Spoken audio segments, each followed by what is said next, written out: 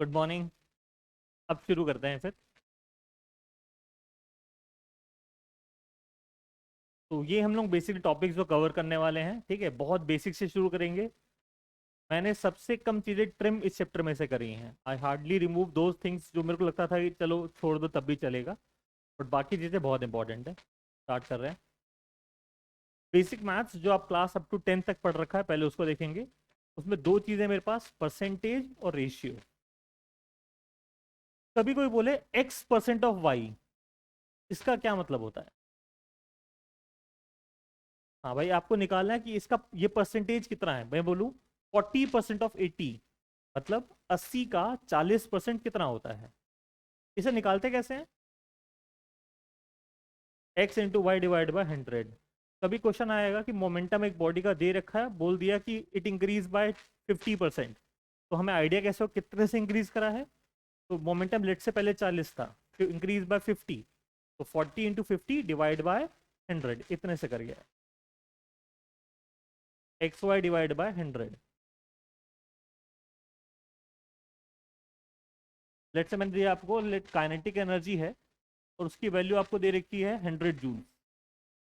Vote पैर number दिया वैसे, और बोल दिया इंक्रीज बाय 20%। करना क्या है? 100 × 20/100। सिंपल सा है। एक दूसरा परसेंटेज होता है जहां परसेंटेज निकालना होता है। इसमें दिया हुआ था जैसे x% कि 40% ऑफ 50 निकालना है। दूसरा है y is what percent of x, जो y है वो x का कितना परसेंट है। तो ये कैसे निकालते हैं? y is what percent of x, मतलब y x में कितना परसेंट है। तो ऊपर क्या आएगा? ऊपर क्या आएगा? मान लो तुम्हारे मार्क्स पेपर हुआ, तुम्हारे मान लो 100 नंबर का पेपर हुआ, 4 मार्क्स आए, तो परसेंटेज कैसे निकालोगे? जो 4 ऊपर 100 नीचे इंटू में 100। वाई जो है एक्स का कितना परसेंटेज है, तो क्या हो जाएगा इसका आंसर? वाई ऊपर एक्स नीचे इंटू में 100। जैसे मान लो आपके पास ऐसा लिखा हुआ है, एक्स को वैल्यू है, उसका आंसर आ गया 20 ± 3 आ गया। इसको एरर बोलते हैं। पर क्वेश्चन एरर पूछी ना हो, क्वेश्चन ने पूछा हो बताओ परसेंटेज एरर कितनी है, तो सिंपल है, एरर कितनी है, कितने में। परसेंटेज कैसे निकालूंगा मैं? 3/20 इंटू में, तब ओके बात ये।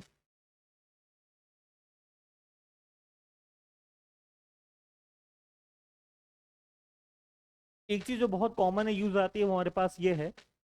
कभी लिखा होता है कि मोमेंटम लेट से ट्रिपल हो गया, तो मेरे को जानना कितने परसेंट से इंक्रीज हुआ। कितना है इसका आंसर? मोमेंटम अगर ट्रिपल हो गया तो मोमेंटम कितने परसेंट से इंक्रीज हुआ। मोमेंटम ही पूछ रहा हूं मैं। मोमेंटम 3 टाइम्स हो गया तो कितने परसेंट से इंक्रीज हुआ? 200% से। कैसे निकाला?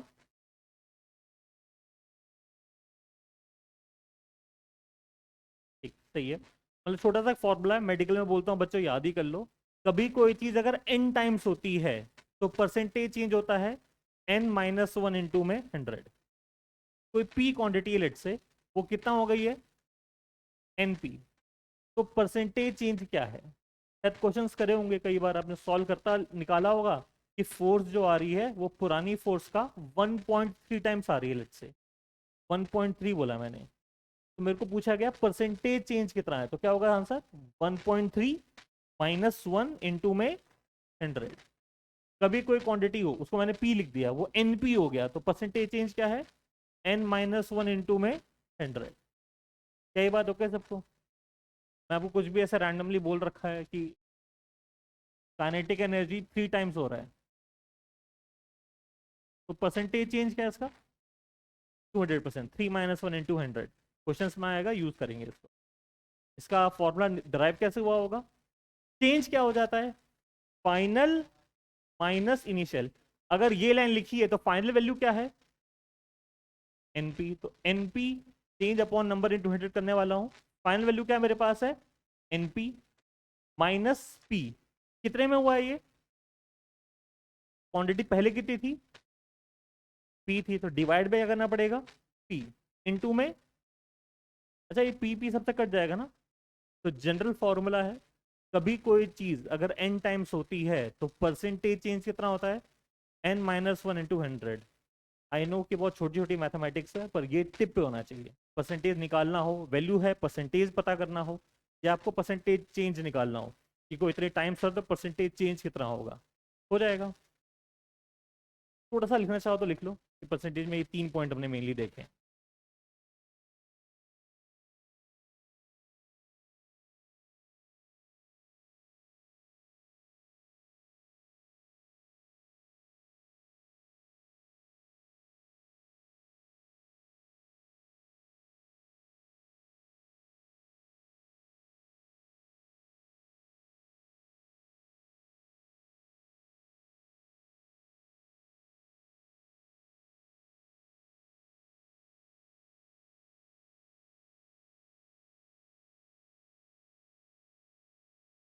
जब तक मैथ पढ़ रहे हो तब तक ये मत सोचना कि मैं क्यों पढ़ रहा हूँ। जब हम सवाल में आएंगे मैं आपको दिखा दूंगा कि ये सब का काम क्या था। हाँ भाई, किसी को पहले से आता हो तो उसको लगेगा कि ठीक है, but still this is the most important.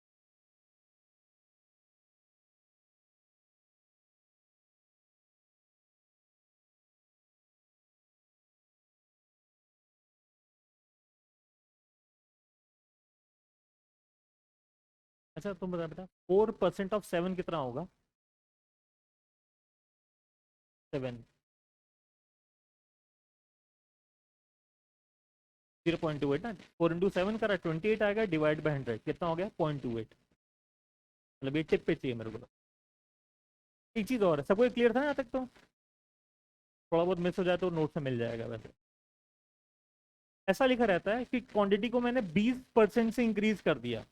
किसी भी चीज को लेट से कुछ कोई भी वैल्यू बोला, मैंने यहाँ दिखा रहा हूँ 20% इंक्रीज कर दिया। लिखा है इफ पी, पी कोई भी क्वांटिटी है, आप चाहो तो दिल में मोमेंटम भी सोच सकते हो कि मोमेंटम लिखा हुआ है। इफ पी इंक्रीज बाय 20%, तो बता नई वैल्यू कितनी होगी पी की? 1.2 टाइम्स हो गया है। कैसे? क्वेश्चन लिखा है P increase by 20%। Her quantity खुद में कितनी होती है? 100%। परसेंटेज वाइज मान लो 3.5 मार्क्स का पेपर है, तुम्हारे 3.5 मार्क्स आ गए, कितना परसेंट आया? 100%। हर क्वांटिटी खुद में, चाहे वो क्वांटिटी कुछ भी हो, पाई ही क्यों ना हो, पाई मार्क्स से पेपर था, पाई मार्क्स आ गए, कितना परसेंट आया? 100%। हर क्वांटिटी खुद में कितनी होती है? 100%।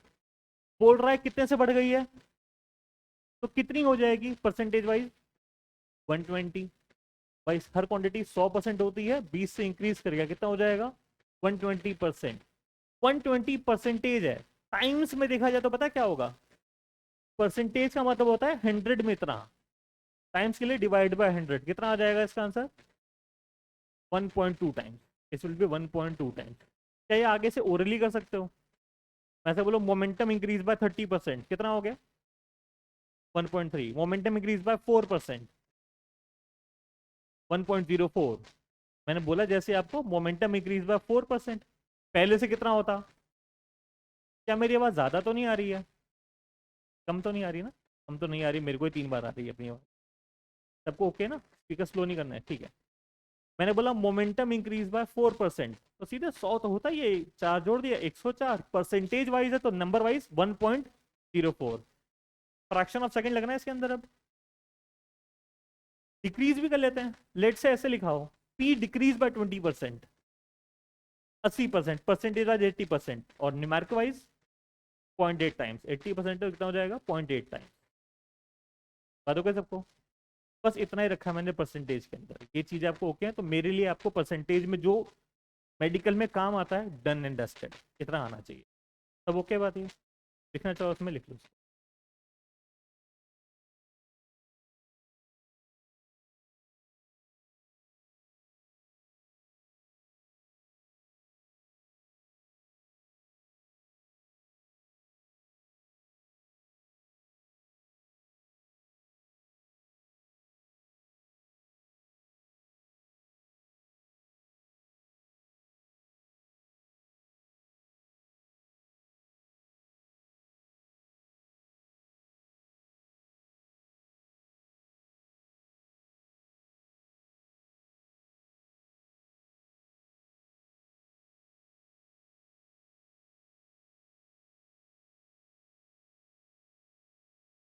दूसरा है छोटा सा टेक्निक है रेशियो टेक्निक। क्या रहता है ये? मैं इसका एक ही एग्जांपल दिखाने वाला हूँ, बाकी मैंने हटा दिए हैं, पर यूज केसेस देख लेंगे। मान लो तीन क्वांटिटी मैंने रखी है, तीन की ज्यादा से ज्यादा भी हो सकती है, कम भी, 2 में भी काम करेगा, 100 में भी काम करेगा। ए बी सी, इनका रेशियो गिवन है X Y Z. A B C का रेशियो आपको पता है एक्स वाई जेड, और रिलेशन कुछ दे रखा हो, यहाँ दोनों में प्लस हो तो भी तरीका काम करेगा, दोनों माइनस हो तब भी काम करेगा, यहाँ प्लस है वहां माइनस है कोई फर्क नहीं पड़ता, ये तरीका काम करेगा। रिलेशन क्या दिया है यहाँ पर? A plus B minus C is equal to के लिखा हुआ है। अगर मैं आपसे पूछूं बताओ ए की वैल्यू कितनी है, तो क्या ओरली बता सकते हो ए की वैल्यू कितनी होगी एक्स वाई जेड और के टर्म्स में?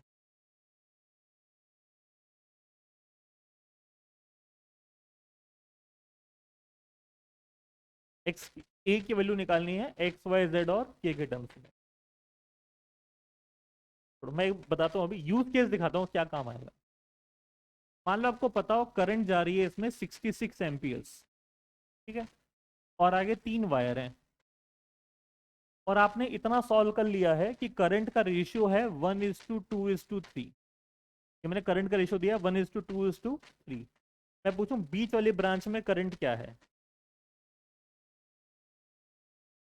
22 एम्पियर्स। कैसे निकाला? एक्जैक्टली जो तुमने वहां करा उसको यहाँ भी लगा सकते थे। ये चीज है, अगर ए बी सी का रेशियो लेट से एक्स वाई जेड दे रखा है और कोई रिलेशन पता है, मान लो ए निकालना है मेरे को, ए के सामने क्या लिखा हुआ है? एक्स। तो ए के सामने एक्स, तो ऊपर आ गया एक्स, नीचे क्या आएगा? रिलेशन क्या है? A plus B minus C, तो रिलेशन नीचे आएगा X plus Y minus Z. X plus Y minus Z into में टोटल कितना है ये के। शायद आपने यही करा होगा ना इस वाले में। पता है इसमें मैंने ये करंट पूछी थी कितनी होगी, पता है क्या करा? ऊपर क्या लिखा है 2, और नीचे कितना आ गया 1+2+3, और टोटल कितना था 6। बात ओके? हमारे पास जब क्वेश्चन आएंगे करंट सिटी के अंदर और ऐसा कुछ डिवाइड करना होगा, मैं टाइम नहीं लगा रहा हूँ, मैं सीधे बोल रहा हूँ बेटा ये 66 है, यहाँ रेशियो टेक्निक से तुम्हारा आंसर आ जाएगा ना भाई, ऊपर 1 नीचे 6 इंटू में टोटल 66, 11 एम्पियर आ गया इसका। बात ओके सबको? तो ये है, किसी भी रैंडम रिलेशन में काम करेगा। अच्छा मान लो यहाँ पर a प्लस बी माइनस सी के बजाय a plus B minus 2c होता, तो पता है फर्क क्या होता? X plus Y minus 2z into में के। वैसे मेडिकल में अक्सर प्लस में ही रहता है, तो आपको relation a plus B plus C वाला काम आ रहा है ना, मोस्टली वही काम आता है। बट जैसे बताना चाहता है रिलेशन कुछ भी हो, प्लस के बजाय माइनस भी हो, यहाँ 2 3 भी लग रखा हो, तब भी ये तरीका काम करने वाला। हमें मोस्टली यही सवाल में चीज़ का काम आता है। रेशियो टेक्निक करंट इलेक्ट्रिसिटी में बहुत यूज होती है, इसके अलावा कंडक्शन वाले टॉपिक में भी यूज होती थी पर वो डिलीट हो चुका है, तो अब मैं सिर्फ बोलता हूँ करंट इलेक्ट्रिसिटी में बहुत काम आएगी। उसमें कभी लिखा होगा इस ब्रांच का में निकालना है पावर लॉस कितना हो रहा है, तो पहले तो करंट से वहां तक पहुंचना पड़ेगा, और वो हम ऐसे ओरली पहुंच जाएंगे। ये बहुत ईजी सा लग रहा है ना? ये यहाँ पर हमारे पास रेशियो टेक्निक काम आने वाली। कैसे ओके? ये एक और ट्राई कर लो चलो। लेट्स से 20 एम्पियर करंट आ रहा है, और ये डिवाइड हो रहा है 2 में, जिसका रेशियो है 2:3। आई का रेशियो 2:3, तो लोअर हाफ में कितनी करंट है?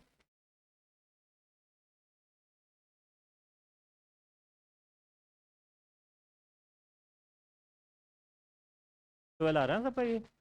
पता कैसे निकाला? 2:3 था, नीचे का पूछा मैंने, तो ऊपर क्या आएगा 3, नीचे क्या आएगा 5, 20 का 3/5। 20 × 3/5 बहुत मुश्किल नहीं है, 4 12 एम्पियर इसका आंसर आ जाए। बात ओके? हाँ, जब चैप्टर आएगा तो हम कुछ और भी सीखेंगे, अभी मैं आपको सीधे बोल रहा हूँ कि रेशियो 2:3 है, वहां पर क्या पता सीधे क्वेश्चन ना लिखा हो, रेजिस्टेंस दिया हो, तो पहले ये पता करना हो कि रेशियो क्या होने वाला है, उसके बाद सॉल्व करना रहेगा। तो वो चैप्टर में जो पढ़ेंगे वो पढ़ेंगे, उसके पीछे की हल्की सी मैथ देख ली कि लेट से रेशियो अगर मेरे को एक बार पता है, फिर वो फ्रैक्शन ऑफ सेकंड्स में कर सकते हैं कि आंसर कितना आने वाला है। सबको रेशियो टेक्निक ओके है? अच्छा उतना लिख दो फिर डन कर देते हैं।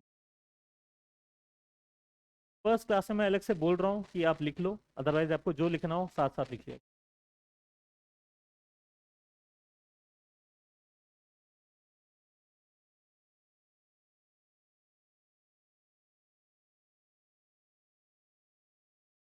अच्छा, इसमें ए निकाला तो आगे एक्स रखा है, अगर बी निकालते तो क्या रखेंगे ऊपर, वाई, और सी निकालेंगे तो z।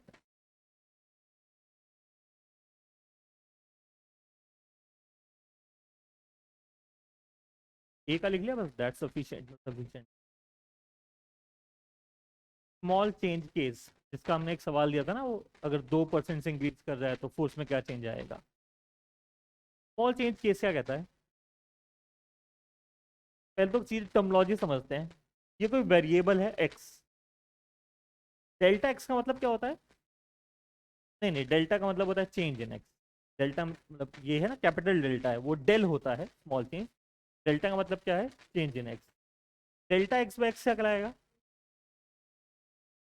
या तो बोलते हैं फ्रैक्शनल चेंज इन एक्स, ये फ्रैक्शन में निकाल रहा हूँ ना, delta X upon X fractional change, या बोलते हैं इसे रिलेटिव चेंज, वही लिखा होगा I think, relative change in X या फ्रैक्शनल चेंज इन एक्स। इसे अगर 100 से मल्टीप्लाई कर दें क्या हो जाएगा वो, परसेंटेज चेंज इन एक्स। इसे आप 100 से मल्टीप्लाई कर दो तो ये हो जाएगा परसेंटेज चेंज इन एक्स। अब एक सिंबल मैं लिखने वाला हूँ, वो मेरा खुद का बनाया हुआ है, फिजिक्स का सिंबल नहीं है। स्कूल में अगर आप होते तो मैं बोलता स्कूल में यूज मत करना, मैं इसको यूं लिख देता हूँ, मैं इसका मतलब समझता हूँ थोड़ी देर के लिए, delta x by x into में 100। इतना सारा लाइन लिखना पड़े तो शॉर्ट में डेल एक्स लिख देता हूँ अभी के लिए, सिर्फ परसेंटेज चेंज दिखाने के लिए। ये कोई स्टैंडर्ड सिंबल नहीं है, कई किताबें और मैं भी इसका यूज करता हूँ, पर ये कोई फिजिक्स सिंबल नहीं है स्पेशली। ठीक है, इसका नॉर्मली मतलब स्मॉल चेंज इन एक्स होता है, और हम अभी के लिए क्या नोट कर रहे हैं इसको, percentage change in x. Terminology okay सबको। तरीका देखते हैं, तरीका क्या कहता है। तरीका बोलता है, मान लो कि क्वांटिटी है z, जो है आपके पास c कोई कांस्टेंट है, x की पावर a और y की पावर b, और ये आपको बता रखा है कि जो x5 में परसेंटेज चेंज है वो छोटे हैं। ये आपको पता है कि जो परसेंटेज चेंज है वो क्या है, छोटे हैं। तो आप इस रिलेशन से ये रिलेशन लिख सकते हो, z के सामने डेल्टा लगा दो, डेल z हो जाएगा। c तो कांस्टेंट है ना, ये तो चेंज होगा नहीं, a times of del x और b times of del y। ठीक है, percentage change in z, percentage change in z कितना आ गया, परसेंटेज चेंज इन x किससे मल्टीप्लाई हो गया, और परसेंटेज चेंज इन y किससे मल्टीप्लाई हो गया, b से। क्या मैंने कहीं मॉड वगैरह लगाया क्या, मतलब अगर मान लो पावर नेगेटिव है तो क्या रखा जाएगा, नेगेटिव रखा जाएगा। क्या पता है अपॉन में अगर लिखा होता है तो मतलब पावर नेगेटिव होती है ना। अगर मैं नीचे लिखूं कोई फॉर्मूले में, लेट्स से c बराबर है a अपॉन बी स्क्वायर, तो b की पावर क्या है यहाँ पर, -2। हमने कहीं मॉड वगैरह तो लगाया नहीं है। इस फॉर्मूले में जब लिखा जाएगा तो b की आगे क्या लिखा जाएगा, -2। परसेंटेज चेंज, क्या जरूरी है हर वैल्यू बढ़े, कम भी तो हो सकती है ना। अगर मैं बोलूंगा कि लेट से मोमेंटम इंक्रीज बाय 2%, तब तो +2 लिखोगे। अगर बोलूंगा डिक्रीज बाय 3% तो क्या लिखोगे, -3। तो ओके बात ये, हल्का सा एक बार यूज केस देख लेते हैं किसी किसी फॉर्मूले में कैसे काम करता है। मान लो एक आपको रिलेशन पता है P बराबर mb, ये रिलेशन अगर सही है ना, तो स्मॉल चेंज के लिए क्या सही होगा, percentage change in P is equal to m की पावर क्या है, percentage change in m plus percentage change in v। कोई पावर नहीं है तो कुछ मल्टीप्लाई नहीं हुआ। ओके बात ये, इसको चाहे तो डेल्टा के फॉर्म में भी लिख सकते हैं ना ये, क्योंकि इसका मतलब क्या था, delta p by P into में 100, रेट सबसे कट जाएगा। ऐसे भी लिख सकता हूँ और ऐसे भी लिख सकता हूँ। तो ओके बात ये, क्या फर्क आएगा अगर काइनेटिक एनर्जी का यूज करूँ तो मैं, हाफ mv स्क्वायर है। अच्छा हाफ का क्या होगा, टी का कुछ नहीं था ना, ये कांस्टेंट तो फिक्स नंबर है, उसको तो छोड़ देंगे। m की पावर क्या है, तो 1 आ गया आएगा, v की पावर क्या है, तो 2 आ गया जाएगा। सबको सही लग रहा है ये, percentage change in kinetic energy, percentage change in m plus twice of percentage change in v। ये फॉर्मूला हमेशा सही है क्या, क्या ये फॉर्मूला हमेशा सही है, स्मॉल चेंज के लिए सही है। कभी बच्चे पूछते हैं सर स्मॉल चेंज से आपका मतलब क्या है, तो फिजिक्स में स्मॉल का मतलब होता है जितना छोटा होगा उतना अच्छा रहेगा। आंसर तो सही नहीं है, पर अगर आपके पास परसेंटेज चेंज क्या है छोटे हैं तो आप इसे यूज कर सकते हो। कोई पत्थर की लकीर नहीं है, पर मैं मानता हूँ 7% से कम स्मॉल लेके चल लेते हैं। 10% तो पक्का है नहीं ले सकते, उसे लार्ज लेना ही पड़ता है। पर 7 या 5% तक अगर चेंज दिया रहे तो क्या लेके चलोगे उसको? स्मॉल चेंज लेके चलेंगे। एक और केस कर लेते हैं। टी बराबर 2 pi under root L/G। Percentage change in T 2 pi के साथ कुछ होगा क्या? कांस्टेंट है 0। एल की पावर क्या है? 1/2 है ना, रूट का मतलब 1/2 होता है। और जी की पावर क्या है? -1/2। Percentage change in T, percentage change in L, आगे हाफ आया, पर परसेंटेज चेंज इन जी के सामने कितना आ गया? -1/2। सबको तरीका हो कि कैसे यूज करते हैं? सवालों में यूज करके दिखाओ। फॉर्मूला लिखा है F बराबर, अच्छा इसमें कर लेते हैं एक बार। इसमें क्या आएगा? ये क्वेश्चन नहीं, इसमें भी बस फॉर्मूला बनाना है। परसेंटेज चेंज इन एफ कितना हो जाएगा? हाँ, del m1 plus del m2, R की पावर क्या है? -2। ओके, सवाल देखते हैं कैसे बनते हैं इसके ऊपर। Percentage change, if percentage increase in x कितना दिया है? 2%। एंड 3% दिया है वाई में, तो जेड में कितना होगा?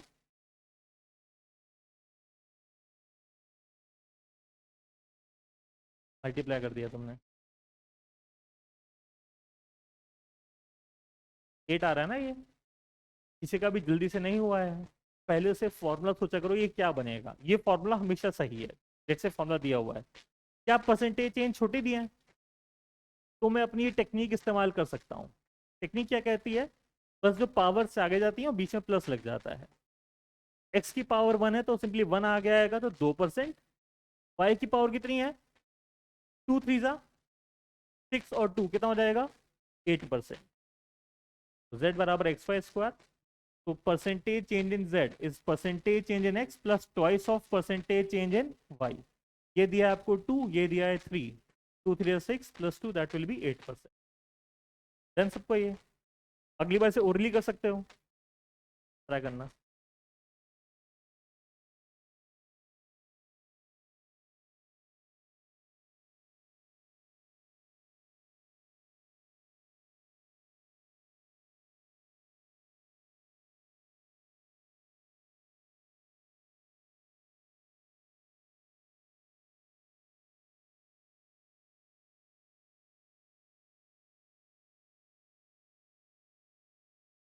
सबका 5 आ रहा है ये?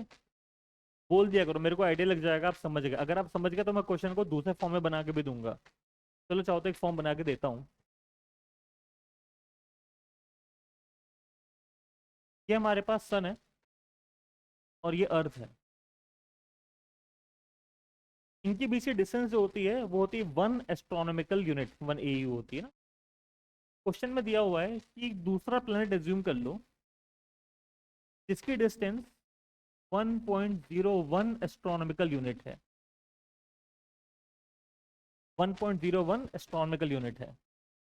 तो पूछा गया इसे चक्कर काटने में कितना टाइम लगेगा,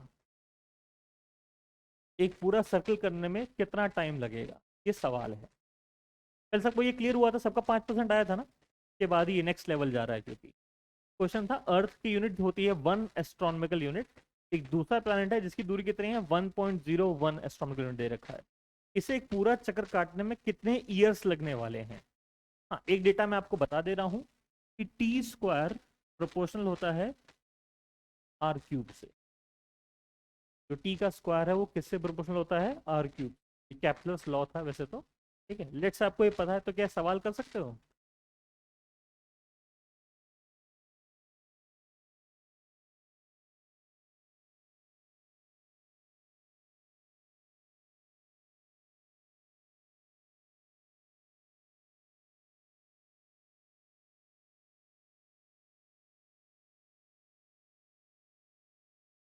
यस नहीं बता देना।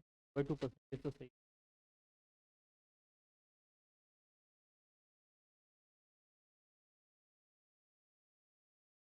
यस में सीधे बताओ कितने साल लगेगा कंप्लीट? 1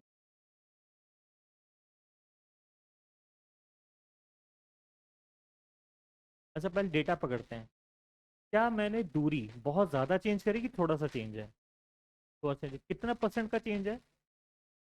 हर कोई सोच पा रहा है? 1% का चेंज है। कोई चीज़ अगर 1.01 हो गई तो कितने टाइम्स इंक्रीज करी है पता है? n-1 इंटू 100 करते हैं ना, ये हो गई है 1.01। तो कितना परसेंट इंक्रीज करा है ये? 1.01 -1 इंटू में 100, कितना बचेगा? 1%। मतलब दूरी कितने परसेंट से बढ़ी है? क्या छोटा चेंज है कि बड़ा चेंज है? तो लगा सकते हैं स्मॉल चेंज मेथड। वो क्या कहता था? पावर्स आगे जाती थी। तो टी स्क्वायर आर क्यूब में कितना हो जाएगा? 2 आगे आ जाएगा, यहाँ 3 आगे आ जाएगा। इसका आंसर आपका कितना आया है? 1% है ना? इसका कितना आ जाएगा? 3/2, यानी कितना आ गया आंसर? 1.5% हो गया। इसका मतलब टाइम पीरियड कितने से बढ़ जाएगा? 1.5% से बढ़ जाएगा। अगर क्वेश्चन ने यही पूछा होता कितने परसेंट से बढ़ जाएगा बताओ, तो आंसर हो चुका है। पर मैंने पूछा था कितना हो जाएगा। अच्छा कोई अगर 1.5% से बढ़ जाए तो पता कितना परसेंटेज हो गया ये? सर हर कोई 100 तो होता ही है ना पहले से। कितना परसेंट हो गया ना ये? हर वैल्यू पहले खुद में कितनी होती है? 100%। तो कुल कितना हो गया ये? 101.5%। कुल नहीं, कितने टाइम्स हो गया बताओ, तो किसे डिवाइड करना पड़ेगा? 100 से। कितना हो गया ये बेसिकली? 1.015 टाइम्स। कितने साल लगेंगे इसे कंप्लीट करने में? इसका मेन बेसिक था आपको परसेंटेज चेंज पकड़ना आना चाहिए। वो कैसे करते हैं? जब भी क्वेश्चन में डेटा छोटा चेंज हो तो आपको वो कहता है न्यूमेरिकली पूरा सॉल्व नहीं करना है, हमें क्या ट्रिक लगानी है इसके अंदर? स्मॉल चेंज मेथड लगाना है। ये क्वेश्चन जब आप एग्जाम में पढ़ रहे होगे कहीं पे हिंट मिल रहा है कि इसमें स्मॉल चेंज का है, आपको खुद सोचना पड़ेगा अरे यार ये तो चेंज का है, इस बार छोटा दे रखा है, तो मेरे को इस बार पूरा सॉल्व नहीं करना रहेगा, मेरे को क्या लगाना पड़ेगा इसके अंदर? स्मॉल चेंज मेथड लगाना पड़ने वाला है। बात ओके? पर चलो वापस से हम कंसंट्रेट करते हैं फॉर्मूला समझने के ऊपर। ये क्वेश्चन जब चैप्टर आएगा तब देखेंगे। फिर भी आई थिंक थोड़ा बहुत आइडिया लग गया होगा सबको। सबका ये आंसर आ गया था, इसका तो 5% था। और करते हैं। परसेंटेज चेंज इन मास दिया है 2 और वेलोसिटी में दिया है 3%, तो काइनेटिक एनर्जी में कितना होगा?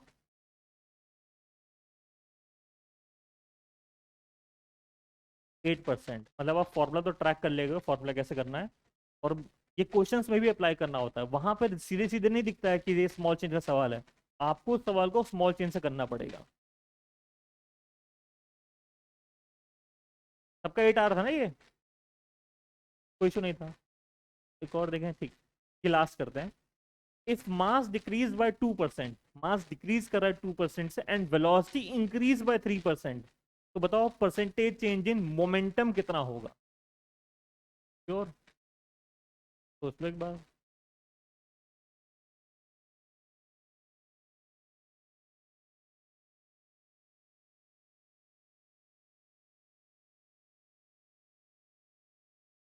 करो यार, तो छोटा सा है। कितना आ रहा है? 1% आ रहा है ना? मोमेंटम बोला है ना, काइनेटिक एनर्जी नहीं। मोमेंटम कितना हो जाएगा? mv। शॉर्ट फॉर्म इसका परसेंटेज फॉर्म क्या बन जाएगी? परसेंटेज चेंज इन पीस, percentage change in M plus percentage change in V. M में कितना दिया परसेंटेज चेंज? -2। हमें खुद पकड़ना होगा, डिक्रीज लिखा है तो -2 लिखेंगे। वेलोसिटी में +3, -2 एंड +3 कितना आ जाएगा? 1%। ओके। 4 शायद तुमने काइनेटिक एनर्जी कर लिया होगा। छोड़ते हैं, ठीक है। तब वो डिक्रीज का कॉन्सेप्ट हो गया ना, डिक्रीज कैसे करेंगे? यहाँ भी क्वेश्चन में वही था। वेलोसिटी डिक्रीज बाय 3% लिखा हुआ था, तो +3 की बजाय कितना रखना पड़ गया? बस -3 रखना पड़ गया। सबको ग्रैप्स हो गया ना कैसे करना है सवाल को? नेक्स्ट हमारे पास मेथड है n टाइम्स मेथड। ये क्या कहता है? ये बोलता है आप फॉर्मूले को यूज करने के बजाय उसमें सीधे मल्टीपल भी डाल सकते हो और आंसर भी मल्टीपल के फॉर्म में मिलेगा। इस चीज को आपने छोटे मोटे क्वेश्चंस में करा होगा, पर मैं चाहता हूं कि बड़े के सवाल में कॉम्प्लिकेटेड फॉर्मूले में भी इसका यूज करा जाए। मान लो कोई बोलता था एरिया है लेंथ इंटू ब्रेथ, मैं बोलूं लेंथ डबल ब्रेथ डबल, तो एरिया कितना हो जाएगा? 4 टाइम्स। अब मैं चाहता हूं ना कि ये फॉर्मूला आप हर जगह यूज करो जहां भी हो पाए आपसे। एक फॉर्मूला ऐसा लिखा हुआ है, मान लो हमें पता है शायद सिंपल पेंडुलम का फॉर्मूला है, तो क्वेश्चन बोल लो कि पेंडुलम की लेंथ डबल कर दी गई, तो बताओ नया टाइम पीरियड कितना होगा। सीधे √2 टाइम्स। 2 पाई कांस्टेंट है, ध्यान नहीं देंगे। ये तो बदला नहीं क्वेश्चन ने, तो इसको भी ध्यान नहीं दिया हमने ना। और ये कितना हो गया, डबल, तो सीधे सीधे टी कितना हो गया, √2 टाइम्स। सुनने में लगता है कि ठीक है चल छोटा सा तरीका है, पर एक काम बहुत आता है। मैं तो मेडिकल में बोलता भी हूँ, न्यूमेरिकल्स में अगर आपको प्लस माइनस डिवाइड आता है तो उसके बाद फिर यही आना चाहिए। और स्मॉल चेंज कैसे डील करते हैं, लार्ज चेंज कैसे डील करते हैं। स्मॉल चेंज का तरीका हो गया, लार्ज का तरीका क्या है, एन टाइम्स मेथड लगा रहे होते हैं हम लोग। पहले छोटे मोटे क्वेश्चन आएंगे उनको सॉल्व करना, फिर एक दो अच्छे सवाल भी है इसके अंदर। √2 कैसा है, एल की पावर क्या थी, रूट लगा था ना। मैंने क्वेश्चन ने बोला कि लेंथ लेट से डबल हो गई, तो आपने एल के बजाय कितना रख दिया, 2। एन टाइम्स मेथड ये कहता है कि फॉर्मूले में वैल्यूज रखने के बजाय आप क्या रख सकते हो, उनके मल्टीपल भी रख सकते हो। अब आपको आंसर भी क्या मिलेगा, मल्टीपल के फॉर्म में मिलेगा। इसका मतलब ये हुआ कि टाइम पीरियड का √2 नहीं है, टाइम पीरियड √2 टाइम्स हो गया है। जितना भी था पहले उससे कितना गुना हो गया है, √2 टाइम्स गुना हो गया है। बात हो क्या सबको, वन बाय वन जाता है छोटे क्वेश्चन में, वही चीज लिखा हुआ है। Instead of using direct values, हम उसके मल्टीपल भी यूज कर सकते हैं फॉर्मूले में। सबसे सिंपल केस दिया पहले, मोमेंटम में m 2 टाइम्स v 3 टाइम्स, तो मोमेंटम 6 टाइम्स। ओके सबको ये काइनेटिक एनर्जी में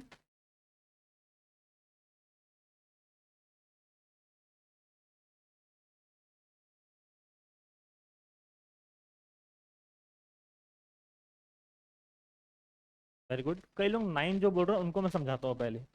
अच्छा हाफ तो हाफ ही रहेगा ना, हाफ तो चेंज हुआ ही नहीं है, इसे भूल जाओ। मास कितना हो रहा है, 2 टाइम्स, और वेलोसिटी कितनी हो रही है, कितना हो गया इसका आंसर, यानी कि 18 टाइम्स। यानी काइनेटिक एनर्जी जो भी थी उससे कितना हो जाएगी, ये 18 टाइम्स हो जाएगी। अभी मैं डेटा थोड़ा अच्छा दे रहा हूँ, और भी गंदे भी दे सकते हैं, देंगे इसके अंदर। पहले ये आपको पता है हाफ mv², मास हाफ तो बदला नहीं है तो उसके लिए 1, मास क्या हुआ है डबल, वेलोसिटी ट्रिपल। और एक काइनेटिक एनर्जी का आंसर नहीं है, ये क्या है उसका मल्टीपल बताएगा, इतने टाइम्स हो जाएगी 18 टाइम्स। लेट से क्वेश्चन लिखा हो पहले काइनेटिक एनर्जी 10 जूल थी, तो मतलब क्या हो गया, कितनी हो जाएगी, 180 जूल्स हो जाएगी।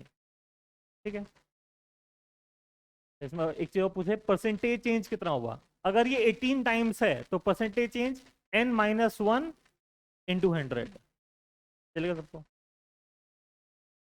ये जो मैंने कराया था क्वेश्चन में लिखा है, लेट से टाइम पीरियड होता है 2 π √L/g, अगर लेंथ 2 टाइम्स हो रही है तो टाइम पीरियड कितना हो जाएगा, √2 टाइम्स। तब ओके बात ये। एग्जाम में सर ये क्वेश्चन आएंगे क्या, आते हैं, वहाँ फॉर्मूला लिखा नहीं होता। मान लो एक बच्चे, एक सवाल ऐसे दिया जाए, एक बच्चा एक टावर पे खड़ा है, उसने एक बॉडी को गिराया और 10 सेकंड बाद ये बॉल नीचे गिर गई। तो सवाल इतना ओके, पहले बॉल को गिराया, बॉल कितने में नीचे गिर गई है, 10 सेकंड में। क्वेश्चन बोलता है अगर वो एक ऐसे टावर पे जाए जिसकी लेंथ इससे 4 गुना है, तो बताओ अब कितने टाइम में नीचे गिरेगी। उस वक्त हमें पता क्या, एक फॉर्मूला पता रहना चाहिए कि टाइम का फॉर्मूला होता कितना है। लेट से आपको मैं बता देता हूँ, टाइम का फॉर्मूला ये होता है √2h/g। मैंने बोला था पहले टावर से गिराने में लगे थे 10 सेकंड, अगर हाइट 4 गुना कर दी, अब कितने देर में नीचे गिरेगा, 20 सेकंड हो जाएगा ना ये। अच्छा क्वेश्चन है 2 तो बदलेगा नहीं फॉर्मूले में, ये तो बदलेगा नहीं। और हाइट हम कितनी बोल रहे हैं, 4 टाइम्स, √4 इज 2 टाइम्स, मतलब टाइम डबल हो जाने वाला है। तो इसका आंसर कितना आ जाएगा, सीधे सीधे 20 सेकेंड्स। या और फ्लेवर चेंज करता है जरा सा, एक बच्चे ने एक बॉडी को ड्रॉप करा, नीचे तक आने में लगे 10 सेकेंड, तो बोला गया आधी हाइट तक आने में टाइम कितना लगा होगा, आधी हाइट तक आने में टाइम कितना लगा होगा।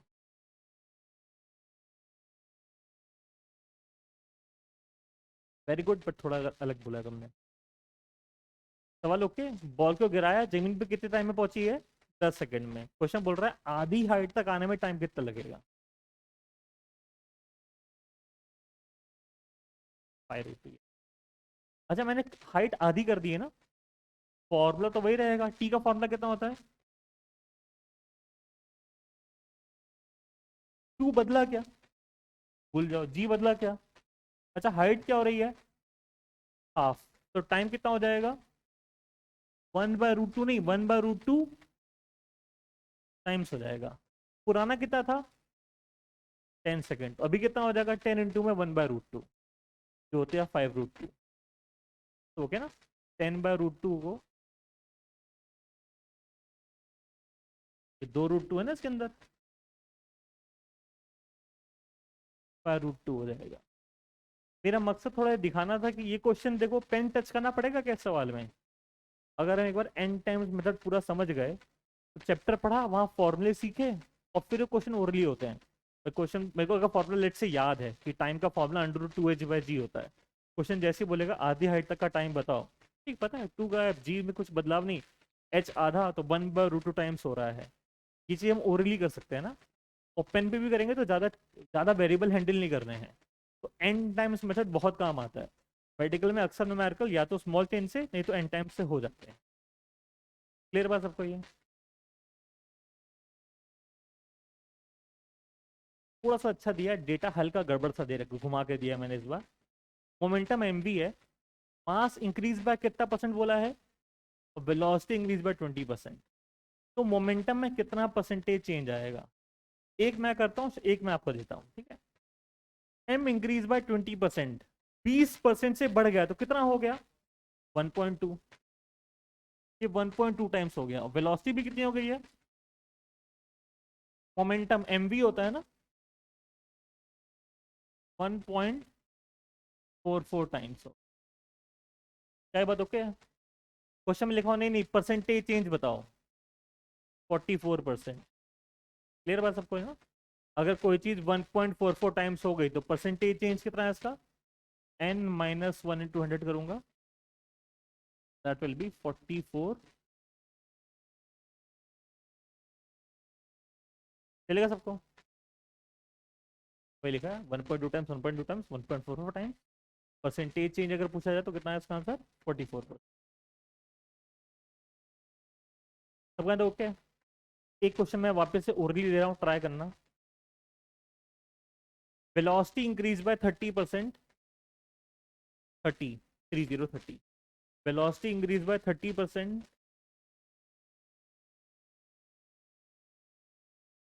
Find percentage change in kinetic energy.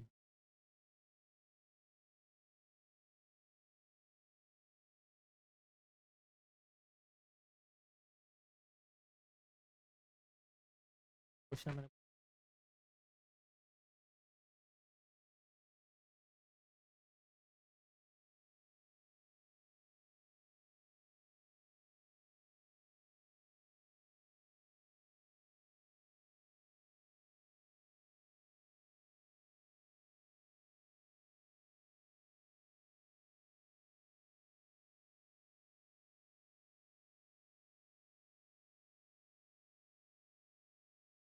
मैंने बोला वेलोसिटी इंक्रीज बाय 30% ना, कितने टाइम्स हो गया इसका मतलब? 1.3। अच्छा छोटा चेंज है कि बड़ा चेंज है? 30%। बड़ा चेंज है। मैक्सिमम आपको अलाउड है 7% तक। तरीका तो 7% पे भी गलत है, बट स्टिल चल जाता है, तो बोल रहे हैं बस, ठीक है। तरीका 1% पे भी गलत है, तरीका 0.00000001% पे भी गलत है, पर आंसर मैच करता है कहाँ तक? 7% तक आंसर आसपास आ रहा होता है, तो टिक करने के लिए काफ़ी होता है, ठीक है। मैंने क्वेश्चन में कितना चेंज बोला है? 30%। 30% से बढ़ गई तो कितनी हो गई? 1.3 टाइम्स। स्टेप बाय स्टेप जाऊं तो 30% बढ़ गई मतलब 130% हो गई, मतलब कितना हो गया? 1.3 टाइम्स। अब अगर मैं काइनेटिक एनर्जी का फॉर्मूला देखूं, काइनेटिक एनर्जी होती है ½ mv²। ये तो हाफ तो बदला नहीं, v तो बदला नहीं, m तो बदला नहीं, v कितना हो रहा है? उसका स्क्वायर, यानी कि 1.69 टाइम्स हो जाएगा। कितना आएगा इसका आंसर? 1.69 टाइम्स। अगर क्वेश्चन ने पूछा परसेंटेज चेंज, तो अगर टाइम्स पता है तो परसेंटेज चेंज क्या होगा, n minus 1 into 100, that will be 69%.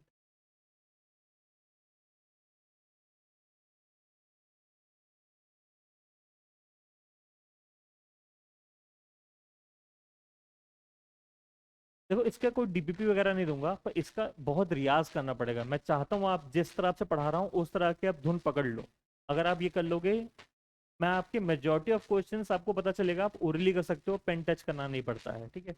NEET में एक सवाल जो आता है वो 40 सेकेंड्स तक का ही बनाते हैं, उससे ज़्यादा लंबा बनाते ही नहीं है। तो कॉम्प्लिकेटेड करना ही इम्पॉसिबल हो चुका है। तो हर सवाल बहुत ईजी रहता है। अगर फिजिक्स के बेसिक्स पता है तो मैथ्स बहुत यूज नहीं होती है। दो चीजें ढंग से छोटे, या तो चेंज कम होगा या ज्यादा होगा, सब कवर हो गया। चेंज कम है तो उसका एक अलग तरीका पता है, ज्यादा है तो अलग तरीका पता है, इस आंसर आ जाएगा। हल्का सा वार्म अप कर लेते हैं। अगर मैं बोलूं कोई चीज 100 से 200 हो गई तो कितने टाइम्स हो गई?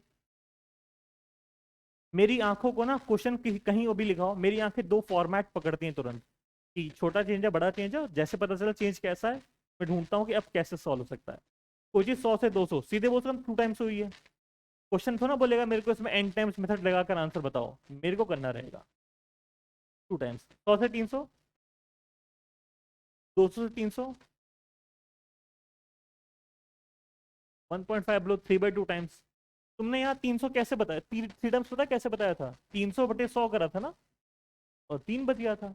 यहाँ क्या करोगे, 300/3/2 टाइम्स। 12 से 16, 4/3 टाइम्स। उठ रहा है ना ये? 12 से अगर 16 हो गया तो कितना हो गया, 16/12 यानी कि 4/3 टाइम्स। ठीक है। मान लो क्वेश्चन देखते हैं कोई, ये क्लास 12 का एक सवाल है, पर क्लास 12 का डेटा ना लगे इसके लिए मैंने आपको फॉर्मूला दे दिया है। पढ़ते हैं सवाल। Suppose we have a wire of resistance 3 ohm. Now length is changed from 10 meter to 20 meter and area is changed from 2 meter to 1 meter. Find new resistance. और मैंने फॉर्मूला दिया, R होता है रो L बाय ए। अलग से बता भी दिया कि रो क्या है, कांस्टेंट लिया जाएगा इस सवाल में। ओरली कर सकते हैं उसको क्या?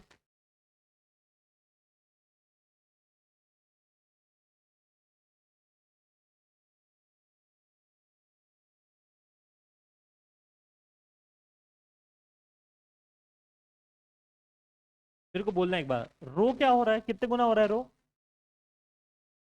सर ये रो तो बदला ही नहीं, छोड़ो इसे। एल कितना हो रहा है? क्वेश्चन में तो 10 से 20 मीटर लिखा था, पर मेरा तो दिमाग चल रहा है 10 से 20 मतलब क्या हुआ है, दुगना हुआ है पूरा आंसर। और एरिया कितना हुआ है? यूनिट गलत लिखी, लेकिन एरिया ही मानना उसे। यहाँ 2 मीटर स्क्वायर होना चाहिए था, 1 मीटर स्क्वायर होना चाहिए। एरिया कितना हुआ है? हाफ टू ऊपर जाएगा ना, यानी आर कितना हो जाएगा, 4 टाइम्स। अच्छा आर था कितना पहले, तो नया कितना होगा, 12 ओम। तो वो क्या तरीका, वही लिखा हुआ है, आर होता है रो एल बाई ए। रो तो बदला नहीं, 1। लेंथ क्या हो रही है, डबल। और एरिया कितना हो रहा है, हाफ। करेंगे कितना हो जाएगा इसका आंसर, 4 टाइम्स। 4 टाइम्स का मतलब कितना है, 12 ओम। ठीक है। एक और लास्ट करते हैं, बाकी तो सवाल जब आएंगे चैप्टर में तब देखेंगे। ये सवाल थर्मोडायनेमिक्स का है ना। Suppose pressure related to volume as, अच्छा ये फॉर्मूला लिखा है ऊपर से नीचे आ गई गलती से। Now if volume is change from 300 litre to 1200 litre, find new pressure. Pressure का रिलेशन दिया है और इनिशियल प्रेशर कितना दिया हुआ है, 380।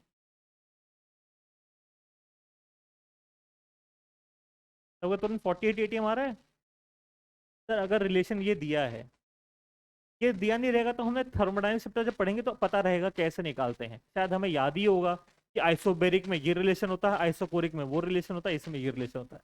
अभी के लिए मैंने बता दिया कि लेट से पता है पी किससे प्रोपोर्शनल है, पी के स्क्वायर से। क्वेश्चन दिया 300 लीटर से 1200 लीटर 4 गुना हो रहा है, तो प्रेशर 16 गुना हो जाएगा। था कितना, 48 एटीएम। बहुत जल्दी से हो जाएगा ना सवाल ये। इन्हीं सवालों को आप ज्यादा बार ट्राई मार लेना कि ये तरीका सीख लो। ये सवाल सॉल्व करना बड़ी बात नहीं है, इसे आप और भी तरीकों से कर सकते हो, पर मैं चाह रहा हूँ इस तरीके से सॉल्व करना है। वही करा है, पी स्क्वायर से 4 टाइम्स, 3 टाइम्स मतलब 48 एटीएम। डन सबको ये। एपी, वैसे मैंने मेडिकल में बहुत कम देखा है एपी का यूज। पर स्टिल एपी दिखा देते हैं जीपी दिखाने से पहले। एपी क्या होता है आपके पास? Arithmetic progression. मीन मतलब क्या है? एक सीरीज है जिसमें एक कांस्टेंट टर्म ऐड होता जा रहा है। पहला टर्म मान लो अगर ए लिखा मैंने, अगला टर्म अगर ए प्लस डी है, मतलब कितना ऐड हुआ? तो अगले टर्म में फिर से डी और ऐड हो जाएगा, A plus 2d 3d 4d 5d and so on चलता रहेगा। ऐसी कोई सीरीज को हम क्या बोलते हैं? Arithmetic progression. क्लास 10th में पढ़ा रहा होता मैं इसमें बहुत सारी प्रॉपर्टीज बताता, पर मेरे लिए भी सिर्फ एक इंपॉर्टेंट है, वो है इनका सम करना। अगर आपके पास n टर्म्स हैं, उनका सम का फॉर्मूला पता रहना चाहिए। बड़ा प्यारा सा फॉर्मूला है। Sn आता है n/2, n/2 the bracket 2a plus n-1d। सबको a ओके है? a क्या है हमारा? First term. d वो चीज है जो हम लगातार ऐड कर रहे हैं, ठीक है, कॉमन डिफरेंस बोलते हैं इसको। n नंबर ऑफ टर्म्स हो गया। सबको फॉर्मूला ओके है? मैंने पिछले 10-15 साल में इसका यूज नहीं देखा है, सिर्फ एक केस है जो काम आ जाता है, तो वो बच्चे अलग से भी याद रख लेते हैं। क्या ये एपी है? 1 2 3 4 एंड तक ऐड करना एपी है ना? इसके कितने टर्म्स हैं? एन टर्म्स है ना, n/2। पहला टर्म कितना है और कॉमन डिफरेंस कितना है? -1 +2 यानी +1 बचेगा। तो लोग बच्चे याद ही रखते हैं कि इसका आंसर आता है n+1 divide by 2। n+1 divide by 2। इसका मैंने यूज हार्डली, मतलब हार्डली का मैं झूठ बोल रहा हूँ, मैंने कभी देखा नहीं है। एक ये केस है जो काम आ जाता है। इन n नेचुरल टर्म्स का सम कितना आता है? n+1 divide by 2।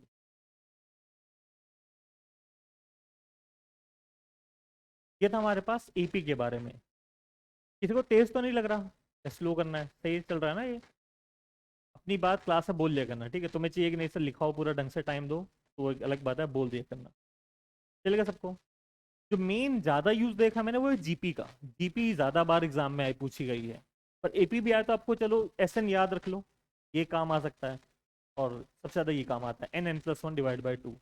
वैसे तो सीरीज और भी होती है, स्क्वायर का भी सम होता है, याद है किसी को क्या? जरूरत नहीं है, मैं चाहूँ तो बता सकता हूँ, बहुत मुश्किल नहीं होता। n+1 2n+1 डिवाइड बाय 6 होता है, पर मैंने 15-20 साल के पेपर देखे, कभी काम नहीं आया, तो छोड़ो उसी को। क्यूब का भी होता है। क्यूब का याद है किसी को क्या? क्यूब का प्यारा होता है, इसी का स्क्वायर आंसर होता है, बट लेट से काम ही नहीं आता तो क्यों पढ़ाएं, इस पे रोक रहे हैं सबको। ये याद होना चाहिए कि नेचुरल टर्म्स का कितना है? n+1 divide by 2। बढ़िया सबको? जीपी देखते हैं। एपी में क्या था ना, एक टर्म लगातार ऐड कर रहे थे। जीपी में क्या होगा? एक टर्म लगातार मल्टीप्लाई करेंगे। मान लो पहला टर्म ए है, अगली बार मैंने एक बार आर से मल्टीप्लाई करा, तो अगली बार फिर से करेंगे आर, तो कितना हो जाएगा? ए आर स्क्वायर हो जाएगा। एक्स क्यूब 4 5 ऐसे चलता रहेगा आपके पास। ये जो सीरीज है वो क्या हमारे पास कहलाती है? ज्योमेट्रिक प्रोग्रेशन, या इन शॉर्ट कहो तो जीपी। इसमें ए क्या है हमारे पास? फर्स्ट टर्म, और आर होता है कॉमन रेशियो। अगर आप इसको इससे डिवाइड दे दो तो आर ही बचेगा ना, इसको इससे डिवाइड दे दो तब भी कितना बचेगा? आर बचेगा। R stand for common ratio. इसमें इनफाइनाइट टर्म का सम क्या होता है? तो ऐसे तो नंबर बढ़ता जाएगा, तो आप सम कैसे कर पाओगे? तो हम इनफाइनाइट टर्म का सम पढ़ते हैं सिर्फ और सिर्फ डिक्रीजिंग जीपी में। क्या जरूरी है ये बढ़ता ही जाए? मान लो आर 1 से छोटा है, हाफ से मल्टीप्लाई कर रहे हैं, 10 को हाफ से मल्टीप्लाई करेंगे तो कम हो जाएगा ना, 5 2.5 1.25 और कम और कम और कम। इसमें इनफाइनाइट टर्म्स को ऐड करके एक सम का फॉर्मूला है जो हमें याद रहना चाहिए। किसी को पता है क्या? एकदम सही बताया, a अपॉन में 1 माइनस आर। और इससे वो सिर्फ कब एप्लीकेबल है? जब जीपी किस नेचर की हो? डिक्रीजिंग नेचर की हो। कैसे पता लगता है जीपी डिक्रीजिंग नेचर की है कि नहीं है? अगर जो आर की वैल्यू है वो किससे कम होनी चाहिए? पता है, थोड़ा सा अगर मैथमेटिकल बात करूँ तो आर नहीं, मॉड ऑफ आर 1 से कम होना चाहिए। मतलब हाफ भी चलेगा, माइनस हाफ भी चलेगा, 1/3 भी चलेगा, -1/3 भी चलेगा। फॉर्मूला क्या है आपके पास? a upon 1 minus R. A हमारे पास फर्स्ट टर्म, आर है कॉमन रेशियो। ये कब करता है काम? डिक्रीजिंग जीपी में। डिक्रीजिंग जीपी मतलब आर क्या हो 1 से छोटा, नहीं, मॉड ऑफ आर क्या हो 1 से छोटा। प्लस हाफ में भी वैलिड है, माइनस हाफ में भी वैलिड है। क्या बात हो सबको? मैं एक सवाल दे रहा हूँ बस बताना ये चीज। इस सीरीज में फर्स्ट टर्म कितना है? 2 है ना। और कॉमन रेशियो, इसको इससे डिवाइड दे दो, 1/2 कितना आएगा? 1/2। तो जो कॉमन रेशियो कितना आ गया? हाफ। ए है आपके पास 2 और कॉमन रेशियो है 1/2। तो दिक्कत किसी को? क्या ये डिक्रीजिंग नेचर की है? तो इसके इनफाइनाइट टर्म्स को ऐड भी कर सकते हैं। तो बोले इसका आंसर कितना आएगा? तो बस ऊपर 2 नीचे 1 माइनस हाफ, हाफ 2 पर जाएगा, 4 आंसर आएगा। एस इनफिनिटी 2 में 1 माइनस हाफ। अच्छा 1 माइनस हाफ कितना बचेगा? हाफ ही बचेगा ना ये। तो 2 ऊपर जाएगा, आंसर कितना आएगा इसका? 4। कर ले जाओगे ये चीज, तब वो जीपी ओके है। इसका फॉर्मूला लिखो, सवाल आने वाले हैं, हल्का सा लिख लेना फिर। कोई है जिसके लिए एकदम न्यू है, ब्रांड न्यू, फर्स्ट टाइम देख रहे हो जीपी को? सबका एक बार तो देखा हुआ है ना। पढ़ाने के लिए इसमें भी बहुत चीज़ें होती हैं, बट ये है जो इतना काम करेगा, इसकी कोई जरूरत नहीं है।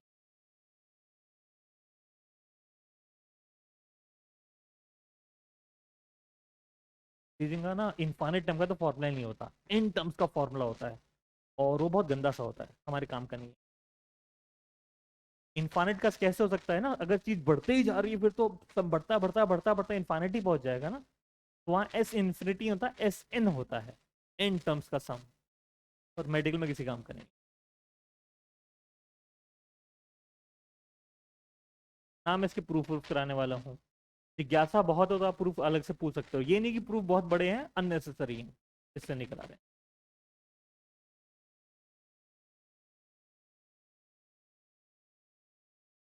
तो क्या बात ये बताना बस है, जीपी है कि नहीं है फर्स्ट। 2 हाफ हो रहा है, जीपी तो है। ए कितना है इसमें? 2। और आर कितना है? 1/2। नेक्स्ट बताना जीपी है कि नहीं है?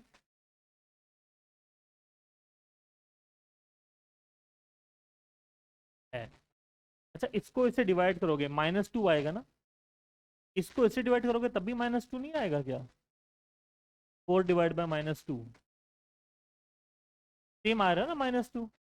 इसको इससे डिवाइड करोगे कितना आएगा? तो जीपी है कि नहीं है? ये भी जीपी है। ए कितना है इसका? और आर कितना है? -2। क्लियर है बात सबको? ये बताना है। जीपी तो है। ए कितना है? 2x। और आर कितना है? हाँ 1/2x कौन बोल रहा है? 1/2x, 1/2x। x नहीं ना, x नहीं, सिर्फ 1/2। ये कॉमन मिस्टेक है, x भी लगा देते हैं। जब डिवाइड करोगे तो x गायब हो जाने वाला है ना। सिर्फ कितना बचेगा? 1x डिवाइड बाई 2x, कितना बचेगा? 1/2। x नहीं बचने वाला, 1/2।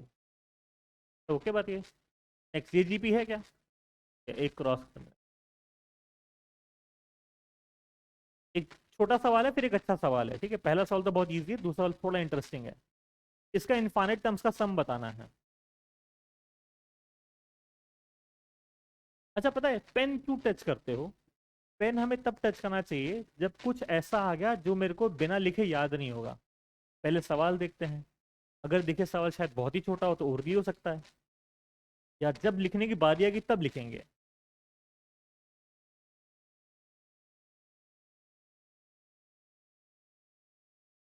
यस।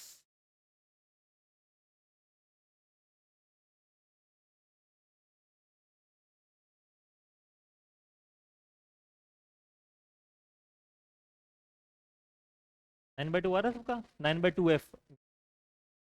सर पहला टर्म बड़ा आसान, एसिमेट्रिक का फॉर्मूला ये है। पहला टर्म बड़े आसान से कितना लिखा हुआ है? 3f। ये 3f रखेंगे और r रखेंगे 1/3। डिवाइड करके करेंगे तो 3f 1 माइनस 1/3, ये 2/3 बन जाएगा ना। किसी को इसमें तो दिक्कत नहीं होती है। 1 माइनस 1/3 एलसीएम लोगे, 3 माइनस 1/3 2/3। नीचे 2/3, 3 ऊपर जाएगा तो 9f/2। 69 है, 4.5 है। तो ओके बात ये पता है एग्जाम में ऐसे सवाल थोड़ा आएगा कभी कि आपको सीरीज देगा। वो आपको देगा कि चार्ज रखे हैं, फिर यहाँ एक चार्ज रखा है, फिर वहां रखा है, बताओ इन सारे चार्ज के फोर्स का सम क्या होगा। तो हल्का सा लेट से हमने इलेक्ट्रोस्टैटिक्स यूज कर लेंगे, वहां से सीरीज बनाएंगे और फिर ऐड किससे करेंगे, with the help of GP करेंगे। एक क्वेश्चन है, बहुत अच्छा है, बच्चे हार्डली सही कर पाते हैं, ट्राई करना। सवाल ये लिखा है, एक बॉल को मैंने एच हाइट से ड्रॉप करा और वो जब वो रिबाउंड करती है तो हाफ हाइट तक आती है। 50% हाइट कितना होता है, मतलब हाफ हाइट। तो पता है कैसा होगा, टिंग ऐसे बाउंस करेगा ना कई बार। तो पूछा है टोटल डिस्टेंस कवर्ड कितना होगा, इनफाइनाइट जंप्स के बाद टोटल डिस्टेंस कवर्ड कितना होगा। सबको सवाल ओके। एक बॉल को एच हाइट से ड्रॉप करा और जब भी वो जमीन से टकराएगी कहां तक राइज करती है, वो आधी हाइट तक। तो बताना है टोटल डिस्टेंस कवर्ड कितना हुआ। मैंने कहा था कितना आंसर आ रहा है इसका, 3h, 3/2h गलत है और 2h गलत है।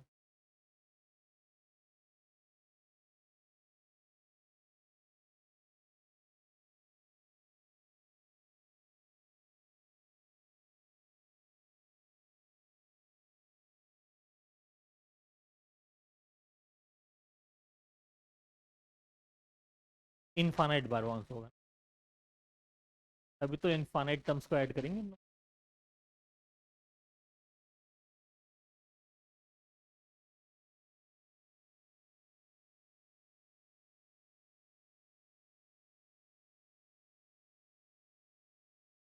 मैंने बोला ही था बच्चे कई बार बहुत ज्यादा गलत करते हैं इसको, हार्डली किसी।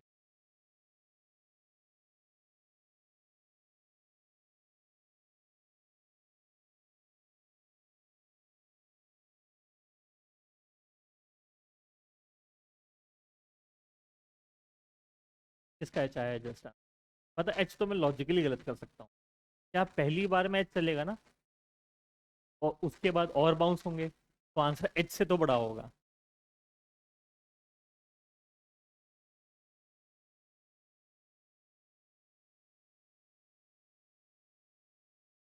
पता है गलती क्यों हो रही है,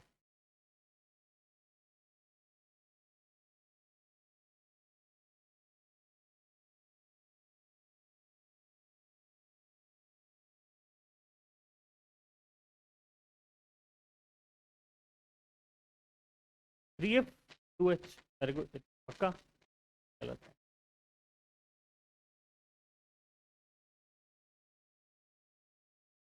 3h is the right answer. कैसे करा 3h,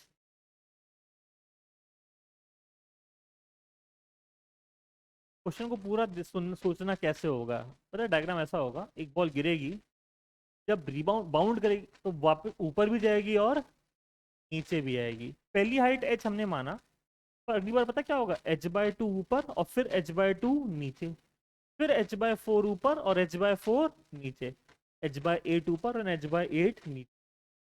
तो सीरीज क्या बन रही है, सीरीज ये बन रही है हमारे पास, डिस्टेंस जो ओवरऑल आएगी, पहला तो h, अगले में h/2 ऊपर और h/2 नीचे, h/4 ऊपर h/4 नीचे, h/8 ऊपर नीचे, एंड सो ऑन चलता रहेगा। कैसा वो सीरीज ओके है सर। अभी तो जीपी एक पूरी पूरी जीपी तो नहीं है ना ये, यहाँ तो चेंज ही नहीं आया है। अच्छा इसको ऐड कर देते हैं चाहो तो, h/2 कितना हो जाएगा, h, h/4 और ये h/8 प्लस h/8, 2h/8 यानी कितना हो गया, h/4। कोई दिक्कत तो नहीं किसी को, पक्का हो गया ना ये। वापस लिखते नीचे, h तो बचा रहेगा, h/2 h बन जाएगा, h/4 h/2 and and so on. क्या अब ये पूरी पूरी जीपी है, पूरी पूरी जीपी नहीं है, यहाँ से नहीं है बैठा ना, लेकिन ये पार्ट क्या है, हाँ, इसका आप आंसर निकाल सकते हो फॉर्मूला लगाकर, एस इन्फिनिटी। फर्स्ट टर्म कितना है h और r कितना है 1/2। सर कर लेंगे इसको, तो इस पूरे को देखेंगे तो ये h तो डायरेक्टली आएगा, इसका सम कितना आएगा, पहला टर्म है h और r है हाफ, 1 माइनस हाफ क्या 2 ऊपर जाएगा ना, h प्लस 2h कितना आएगा इसका आंसर, 3h आ जाएगा। बात हो गया सबको। यहाँ जिसका गलत हुआ वो बेसिकली थोड़ा सा ये था कि डायग्राम थोड़ा सोचना पड़ेगा इस बार, ठीक है।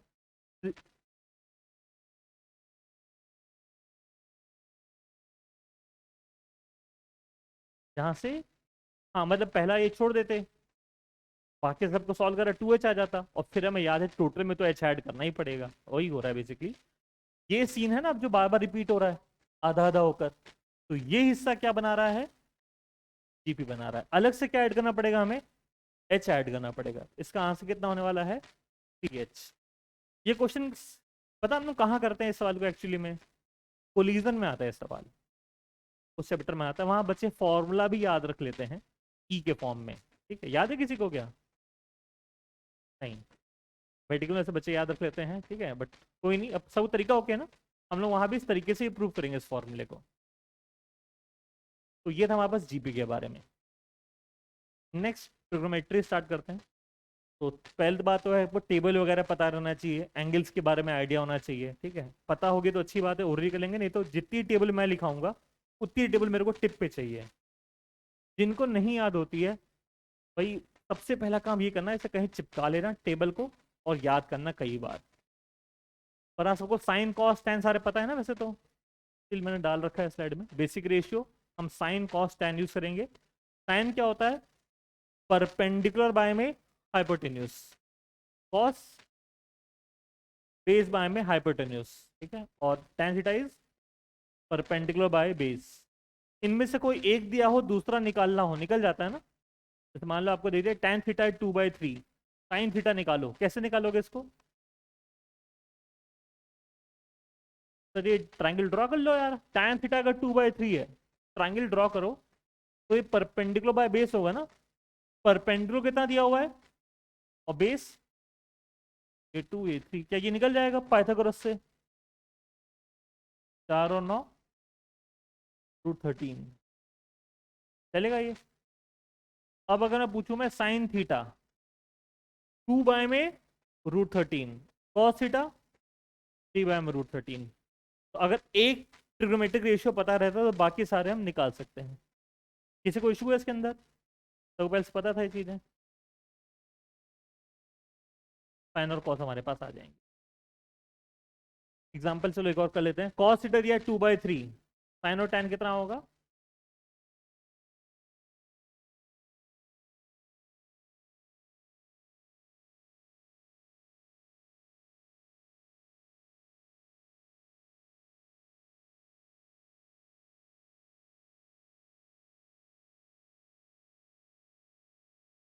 √5 देख लेते हैं एक बार। कॉस पता है 2/3, कॉस क्या होता है, बेस बाय में हाइपोटेन्यूज, तो इस बार हमें बेस और हाइपोटेन्यूज पता है। पाइथागोरस से कैसा आएगा, तो 3 का स्क्वायर हाइपोटेन्यूज स्क्वायर होता है perpendicular square plus base square. Solve करके निकाल लोगे, परपेंडिकुलर 9 - 4 5, √5 आएगा, तो इसका आंसर आएगा √5। अब अगर कुछ भी निकालना हो निकल जाएगा ना यहाँ से, खत्म कर इसको, चलेगा सबको। टेबल वैसे स्लाइड में मिल जाएगी, पर हाँ एक बार ढंग से बोल लेते हैं। साइन जीरो कितना होता है, मेरे पास टेक्निक है याद करने की, बट वो नहीं यूज करी जाती है। एग्जाम में आपको सीधे सीधे आंसर पता रहना चाहिए, वहां पर बैठेंगे नहीं निकालने के अच्छा साइन कितना होता था। शायद फिंगर टेक्निक सीखी होगी ना आपने छोटी क्लास में, लेकिन मेरे को टेक्निक से नहीं, सीधे सीधे आंसर पता होना चाहिए। Sine zero is sine 30 degrees half, sine 37 degree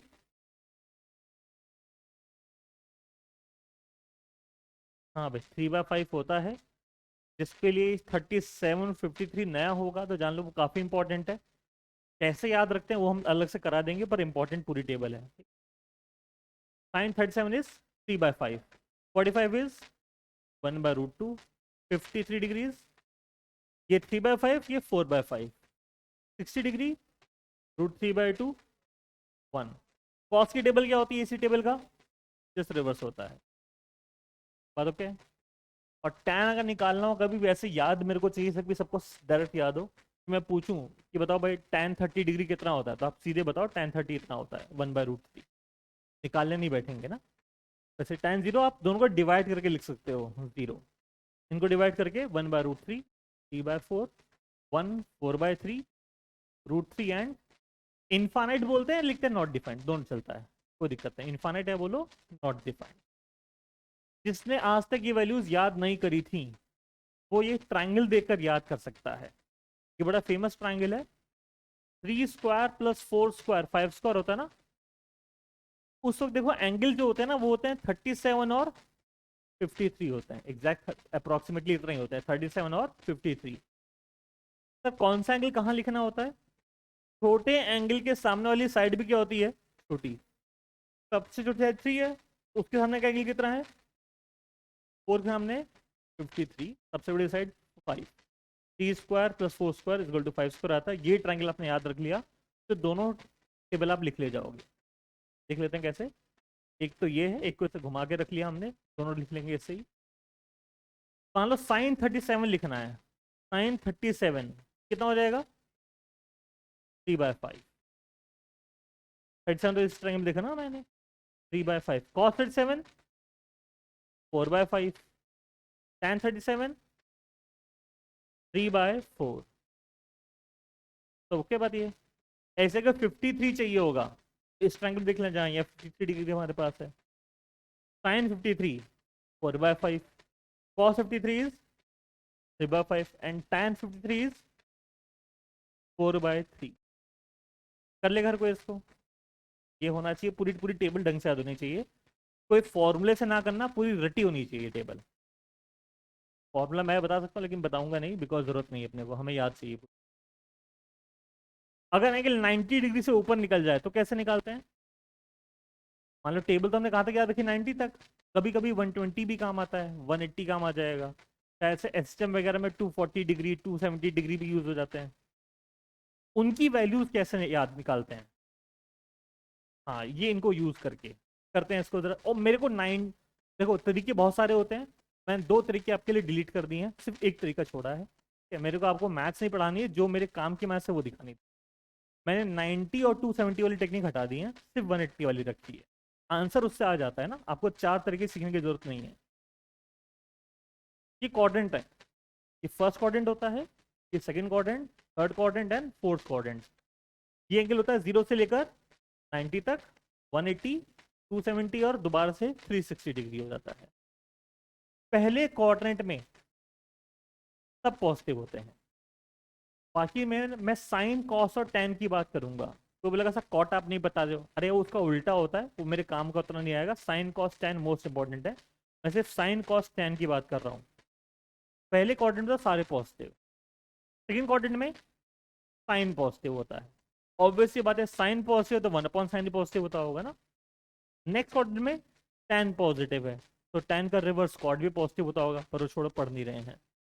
और लास्ट क्वाड्रेंट में कॉस पॉजिटिव। शायद बचपन में याद करा होगा, ऑल स्कूल टू कॉलेज या ऑल स्कूल टू सिनेमा या ऑल स्कूल टू कोचिंग, जो भी है, ऑल पॉजिटिव, साइन पॉजिटिव, एन पॉजिटिव और कॉस पॉजिटिव। बताओगे सबको? अरे तो चलो पॉजिटिव नेगेटिव हुआ, वैल्यू कैसे निकालेंगे? तो वैल्यू के लिए मेन चीज ये है, जो साइन कॉस टैन का मैग्नीट्यूड है, जो साइन कॉस टैन का मैग्नीट्यूड है वो कुछ एंगल्स के लिए सेम रहता है। तो एंगल कौन से हैं? फर्स्ट क्वाड्रेंट में, फर्स्ट क्वाड्रेंट में जो आंसर थीटा डिग्री के लिए आता है, अगले क्वाड्रेंट में सेम आंसर 180 माइनस थीटा के लिए आता है। जो फर्स्ट क्वाड्रेंट में आंसर थीटा के लिए आता है, वही अगले के में आंसर कितने पे आता है? 180 माइनस थीटा। मैं अब किसकी बात कर रहा हूँ? सिर्फ और सिर्फ मैग्नीट्यूड वाइज, साइन हमें अलग से देखना पड़ेगा। तीसरे क्वाड्रेंट में 180 प्लस थीटा यूज करते हैं, और चौथे में 360 माइनस थीटा। ये लिखा है, पहले में जो थीटा होता है अगले में वही सेम आंसर कितने पे मिलता है? 180 माइनस थीटा पे, अगले में 180 प्लस थीटा पे, एंड लास्ट में 360 माइनस थीटा पे। इन सब पे जो आंसर आता है वो मैग्नीट्यूड वाइज क्या आता है? एग्जैक्टली सेम आ रहा होता है। बात ओके? एक एग्जांपल मैं कराऊंगा, बाकी आप बताना। मान लो tan 300 डिग्री आ गया, पहले बताना है कौन से क्वाड्रेंट का है? 270 से ऊपर ना, फोर्थ क्वाड्रेंट का है। इसमें रिलेशन क्या होता है? 360 माइनस थीटा।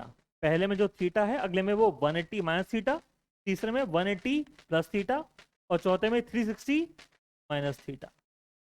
तो मैं 300 को लिख दूंगा 360 माइनस थीटा, तो थीटा कितना आ गया 60। तो मेरे को इसका मतलब पता चला tan 300 का जो मैग्नीट्यूड है वो कितना होगा tan 60 के बराबर। अच्छा tan 60 तो याद ही होता है ना, √3, एकदम सही बताया, tan 60 पता होता है √3। तो tan 300 भी कितना होगा √3 मैग्नीट्यूड वाइज।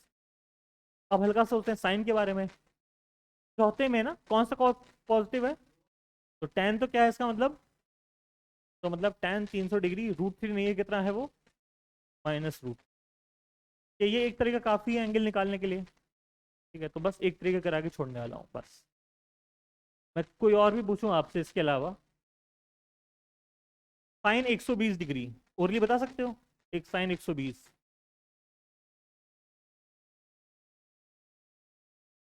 अच्छा साइन 120 डिग्री है, कौन सा क्वाड्रेंट का एंगल हो गया ये, सेकंड का। तो 180 माइनस थीटा यूज करेंगे ना, 180 में से कितना माइनस करोगे तो 120 आएगा, मतलब मेरे को 60 वाला यूज करना है। साइन 60 याद है तो अच्छी बात, नहीं तो चीटिंग कर लो, अभी √3/2 होता है। तो आंसर तो √3/2 हो गया, पर पॉजिटिव नेगेटिव, पॉजिटिव है तो पॉजिटिव आंसर है +√3/2। cos 120 इसी तरह करोगे तो 120 तो है तो सेकंड क्वाड्रेंट, एंगल कितना है 60, वैल्यू कितनी है हाफ, यहां तक तो ओके है। पर प्लस हाफ नहीं आएगा, कितना आएगा माइनस हाफ आने वाला है। एक चलो और कर लेते हैं, cos 150 करना।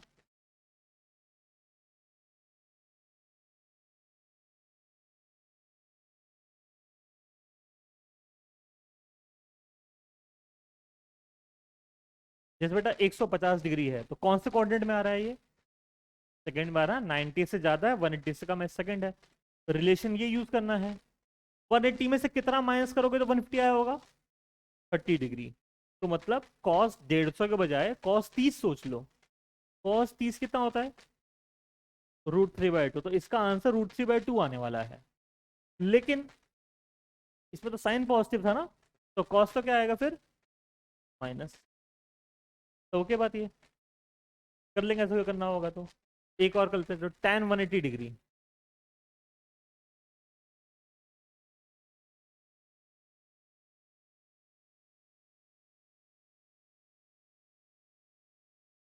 कई बार लगता है 180 से कहाँ माने, किसे मान लो तुम्हारी मर्जी, 180 दोनों में है, दोनों में मान सकते हो, सेकंड से करो थर्ड से करो, सी में आंसर आएगा। इससे भी करोगे तो थीटा कितना दिख रहा है आपको 0 डिग्री ना, ये यहाँ से भी कितना दिखेगा थीटा 0, और tan 0 कितना होता है 0, तो tan 0 180 कितना हो गया सिंपली 0 हो गया। अच्छा एक और कर लो cos 180,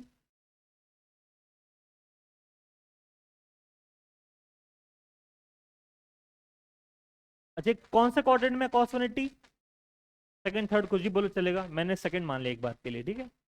180 में से क्या माइनस करोगे 180 आ जाए 0, cos 0 क्या होता है, वैल्यू तो 1 रहेगी, पर सेकंड क्वाड्रेंट में cos क्या रहेगा नेगेटिव, तो आंसर क्या लिखा जाएगा cos 180 का -1 लिखा जाएगा। तो ओके बात ये, नीट में वैसे 360 डिग्री से ऊपर आना नहीं आता है, पर अगर आ जाए तो कोई बड़ी बात नहीं है। आपको क्या करना पड़ेगा, जितने बड़ा एंगल आ गया कोई, उसमें जितने भी चाहो आप 360 माइनस कर सकते हो। सबको पहले 90 टू 360 ओके है, ये डन है। बाकी आप खुद से प्रैक्टिस कर लेना हो रहे हैं कि नहीं हो रहे हैं, ठीक है। पर अगर मान लो एंगल इससे भी ऊपर हो गया तो क्या करेंगे, कितने भी बार आप चाहो तो 360 ऐड कर सकते हो, कितने भी 360 माइनस कर सकते हो, क्योंकि 360 घूमने के बाद हम वापस वहीं आ जाते हैं ना। तो मान लो कोई क्वेश्चन बोले कि साइन 390 डिग्री चाहिए आंसर, एक 360 हटा दो उसमें से,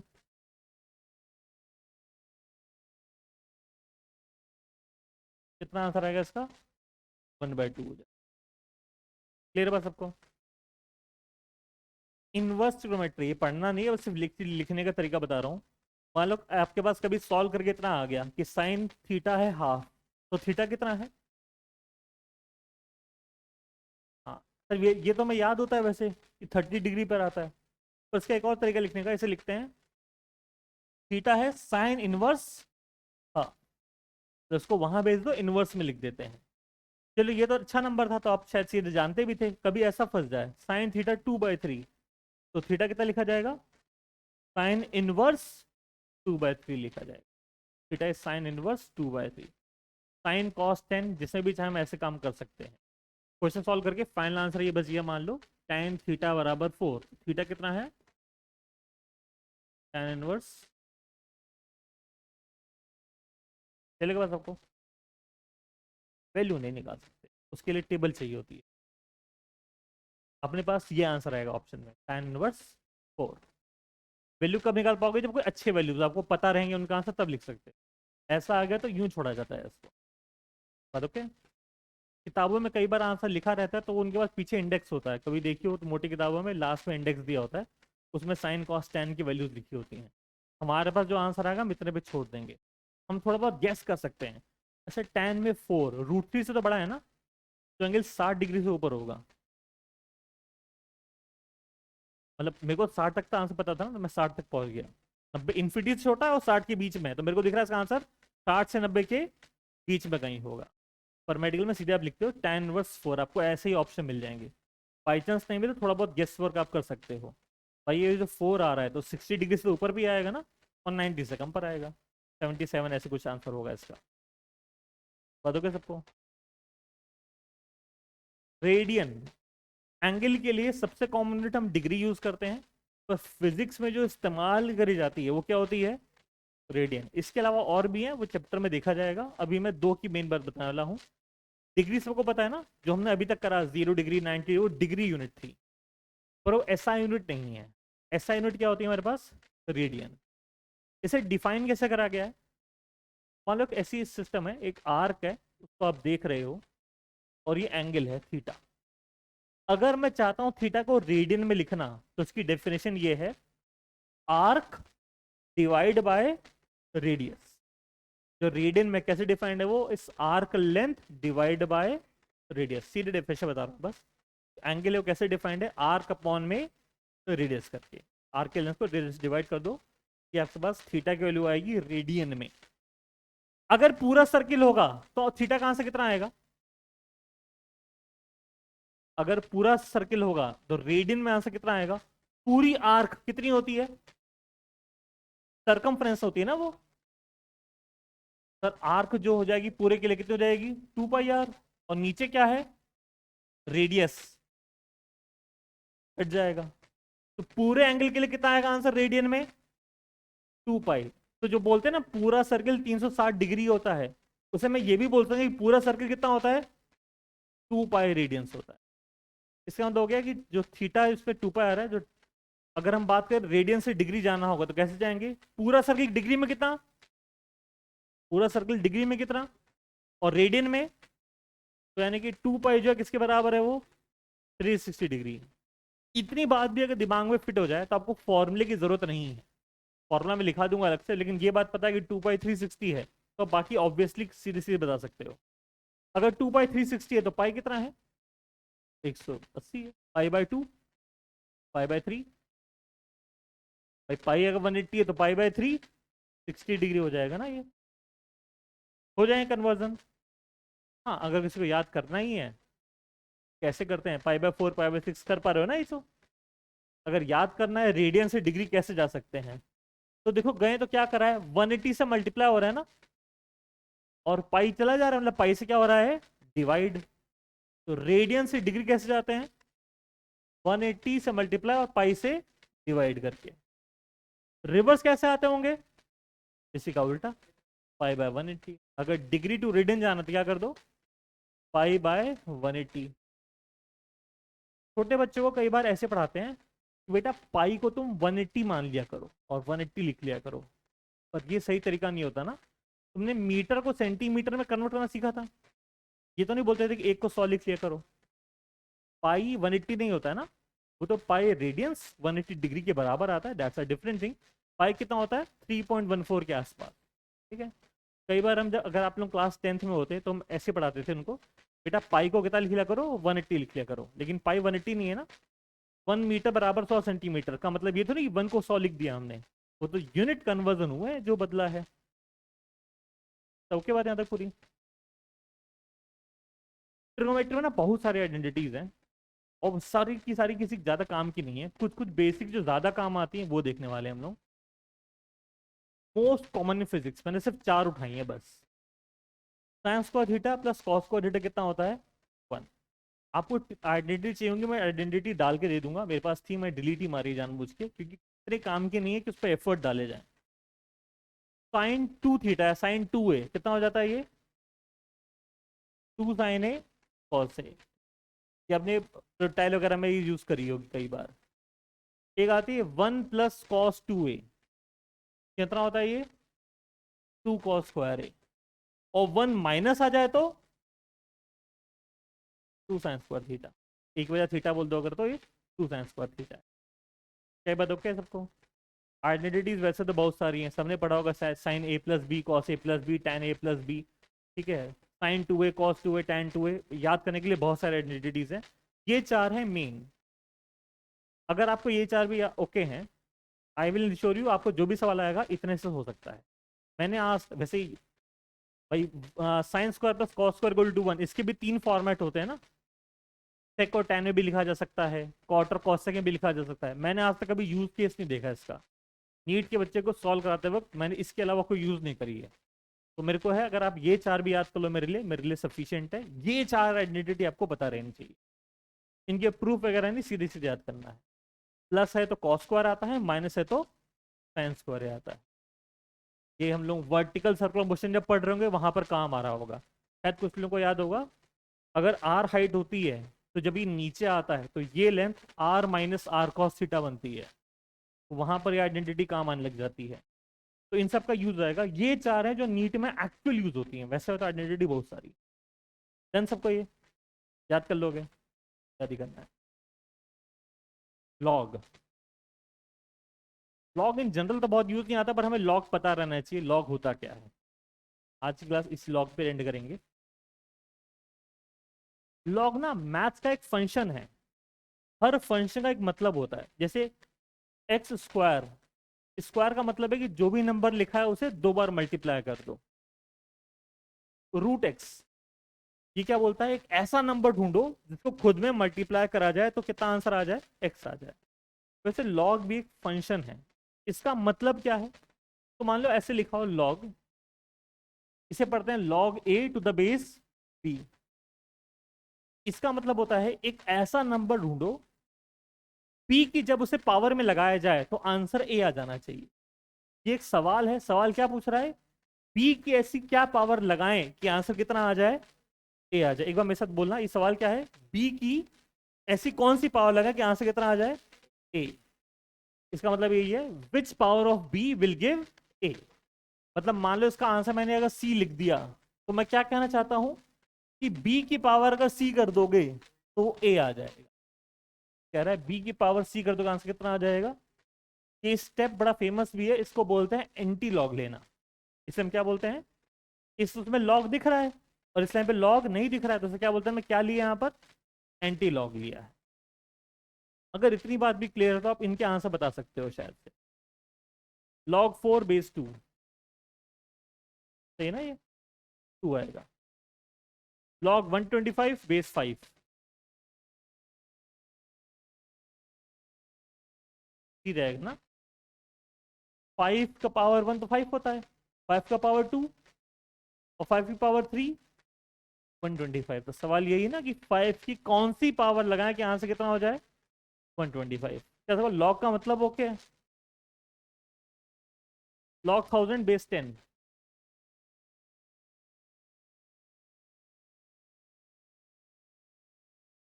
10 की कौन सी पावर लगाओगे तो 1000 आएगा? 3 होगा ना इसका आंसर। सबको क्लियर हो रहा है? 3 आएगा ये, थोड़ा सा अच्छा है। 2 नहीं ना, 14 पे जब रूट लगाओगे तब 7 बनेगा ना, मतलब पावर कितनी लगा रहे हो? हाफ। तो उसका आंसर कितना आ जाएगा? 1/2। ज़्यादा टिपिकल नहीं करते हैं। 8 कैसे पहुंचेंगे? तो 4 का जो क्यूब होता है वो तो कितना होता है? इसकी पावर हाफ कर दो तो 8 होता है। मतलब 4 की कौन सी पावर लगाओ तो 3/2 लगाएं तो 8 बनता है। ये ज़्यादा हो गया। सबको मेन डेफिनेशन से इतनी बात ओके थे। लॉग का मतलब क्या होता है? Log A to the base B, एक सवाल है और सवाल क्या पूछ रहा है? बी की ऐसी क्या पावर लगाई जाए कि आंसर कितना आ जाए? ए आ जाए। क्लियर है सबको? पर हमें इनसे ज़्यादा ये आपके पास आइडेंटिटीज मैटर करती हैं। अच्छा, एक चीज़ और है, लॉग के जो अंदर का नंबर है ना वो कभी निगेटिव नहीं हो सकता। आपने यहाँ देखा होगा 4 लिखा, 125 लिखा, 1000 लिखा, पर अंदर क्या नहीं लिखा जा सकता? 1 से छोटा हो सकता है, 0.5 हो सकता है, लेकिन निगेटिव नंबर पॉसिबल नहीं होते हैं। हमें मेनली ये टेबल याद होनी चाहिए। साइन कॉस की टेबल याद रखी थी ना, लॉग की भी टेबल याद होनी चाहिए। log 1 टू द बेस 10 कितना होता है? ये 0 है। किसी भी नंबर की पावर 0 लगाओ तो आंसर कितना आएगा? 1 आएगा। इसका तो आंसर कितना आ जाएगा? 0। log 2 टू द बेस 3, हाँ तो याद रखते हैं इसको, इसका आंसर 0.3010 होता है। जैसे आपने साइन कॉस tan की टेबल बचपन में याद करी थी ना, वैसे ये टेबल भी याद रखनी पड़ेगी। बहुत बड़ी टेबल है क्या? 2, 3 और 10 यही मेन है आपके पास। log 7 भी कुछ खास काम नहीं आता है। log 2 आता है 0.3010, log 2 आता है 0.3010, log 3 0.477 एंड log 10 बेस 10, ये तो ऑब्वियस है। जैसे 10 की पावर 1 लगाओगे तभी 10 आएगा ना, तो आंसर कितना आ गया इसका? 1। log 7 ये ज़्यादा काम नहीं, 0.84 आता है, ठीक है। निकालने का तरीका बता सकते हैं पर कुछ खास काम का है भी नहीं, इसलिए बहुत थोड़ा सा मैंने शेड कर दिया था। ये मेन 4 है जो काम आते हैं, log 1, log 2, log 3 and log 10। बात ओके? इतना रखते हैं, ठीक है। नेक्स्ट क्लास में लॉग की छोटी मोटी आइडेंटिटीज है वो देखेंगे, इसके आगे बढ़ेंगे। ज़्यादा नहीं बाकी इसके अंदर, लॉग बाकी है, थोड़ा सा ग्राफ्स का देखना है। कुछ डाउट है तो आपकी क्लास जब बायो की नेक्स्ट ऐसे बॉटनी की रहेगी उसके बाद आप आगे पूछ सकते हैं।